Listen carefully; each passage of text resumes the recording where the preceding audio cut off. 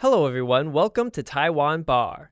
Today we're going to talk about selling out Taiwan, which everyone seems to think is a new thing. Goto Shinpei thought Taiwanese people were nothing but a bunch of money-grubbing, death-fearing egotists. To Taiwanese people nowadays, this description is, it's pretty on point. Huh? Wait a sec. Who is this Goto Shinpei? That's Kudo Shinichi. The names don't even sound alike. As an intro for Goto Shinpei, let's start our story with bonjour. The Taiwanese were so close from bonjouring each other like the French because Taiwan was almost sold to France by Japan. Really? Spill the beans! To understand the importance of this selling Taiwan incident with Mr. Goto Shinpei, let's start from how the Japanese rule in Taiwan started. Here we go!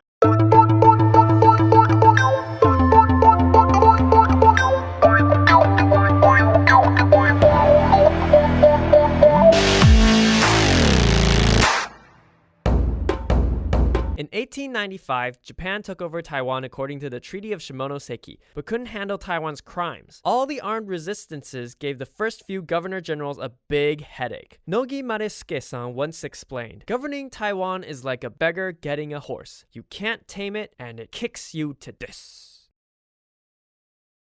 During the first 3 years of the Japanese rule, governor-generals changed back to back to back, from Kabayama Sukenori Katsura Taro to Nogi Maresuke. Even when the fourth governor-general, Kodama Gentaro, came to office, he could still hear them blackas like Chinese New Year. Holiday spirits! In fact, apart from the resistance, the Japanese also got the heebie-jeebies from pandemics. Taiwan was hot and wet and filled with cutie little diseases like malaria and the plague. Just to give you an idea, when Japanese troops were busy invading the South in 1895, 160 people were killed in action. More than 500 people were wounded, but those who died from diseases were up to 4,600! Huh? Problem? That's 30 times more casualties. That's a lot. You can tell by the numbers how serious the epidemics were. On top of the casualties, expenditures were also a big problem. For example, in 1896, Taiwan's public finance revenue was less than 7 million yen, but the expenditures were up to 23 million. How are you supposed to make ends meet when you're spending 3 times what you make? Hold on, let's clarify something real quick. The Japanese people that came to Taiwan at that time may be a little different from the clean and polite people we know them to be. Because of the hot weather, some Japanese folks stripped down and strolled around, making Taiwanese people feel awkward. Not to mention corruption, robbery, and messed up popos. Let's just say Taiwanese people didn't have a very high opinion of the Japanese back then, making it even worse to be colonized by them. As for the Japanese who were sent there, they felt like soldiers being sent to the Spratly Islands. What? Where? Is that a place? Exactly. Taiwan didn't have any decent schools, hospitals, or houses, but it did have a bunch of diseases. It was like being in exile. In fact, it was. Lol. Anyway, people dying, money spending, both made Mr. Nogi Maresuke very, very angry. When people back in Japan started throwing shade at Taiwan, the National Diet wanted to sell Taiwan for a meager 100 million yen to France. A debate we call the Taiwan Baikyaku.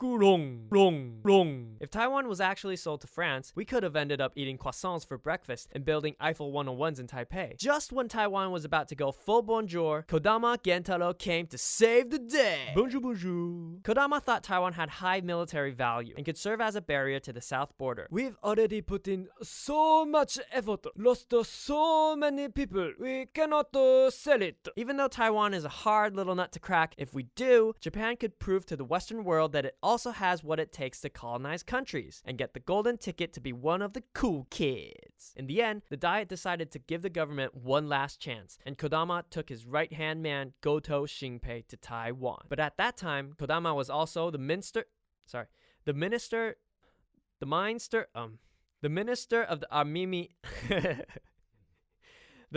of the army in Japan. So most of the time, he wasn't even in Taiwan, and the hard work just became Goto Shinpei's job. Ta-da! Here we go! Goto believed that Taiwan must be ruled by biological principles. For example, flatfish have their eyes on the same side, but sea breams have their eyes on opposite sides. How could you force a flatfish to grow its eyes on both sides? So let Japanese be Japanese and Taiwanese be Taiwanese. There's no need to impose Japan's rules on Taiwan. Like when you date someone, you also need to get to know them first. Am I right? But Goto decided to understand the habits of the Taiwanese population before creating corresponding policies. First of all, he started with a bunch of investigations, like land, demographics, forestry, and old habits to understand Taiwan. Huh? What was the last one again? Well, you know. The investigation of the customs and traditions and habits of Taiwan. The investigation of the customs and traditions and habits of Taiwan. The investigation. Goto observed how marriage and ownership worked in Taiwan as a reference for legislative and judicial systems, blending in like a chameleon on a rainbow. Now we can finally tell you guys how Goto Shinpei solved the two major problems to prevent Taiwan from being sold. First off, the money problem. Thanks to land investigations, Goto bumped the land rent revenue from 860,000 yen to a whopping 3 million, a threefold growing spurt. Not bad at all. On the other hand, the Monopoly Bureau was also a huge driving force towards Taiwan's financial autonomy. The monopoly system meant that only the government could sell certain things, and it brought in an average annual income of 5 million yen, mainly from selling opium, salt, and camphor, especially from opium. Opium got the whole team on his back. LeBron James filling up the scoreboard, carrying half the sale. By the way, at that time, opium addiction was a deep-rooted social problem in Taiwan. But to the government, the business was just easy money. Let it go?